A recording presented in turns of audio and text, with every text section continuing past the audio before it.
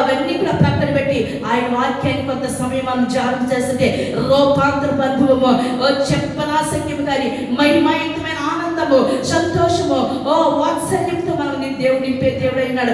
మన ముఖములు వెలుగుతో నింపబడతాయి, ప్రకాశమయమైన కాంతితో నింపబడతాయి. ఉదయకాల దీవెనలు, ఉదయకాల ఆశీర్వాదములు, రోజంతటికి కావలసిన కృప వెంబడి కృప, దీవెన వెంబడి దీవెన ఆయన మన కొరకు సిద్ధం చేస్తున్నాడు, ఆయన మన కొరకు ఏర్పాటు చేస్తున్నాడు. అవన్నీ మన జీవితంలో గ్రహించే దేవుడు అయినాడు. కనుక దేవుని దగ్గరికి వచ్చి మనం ఏం చేయండి, ఆయన ప్రసన్నతను చూడాలి.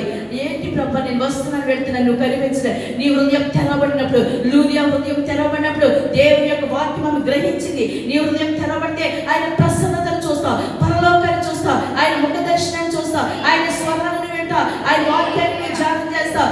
నీ జీవితం మధురముగా మారిపోతుంది, మహిమగా మారిపోతుంది, మేలుతో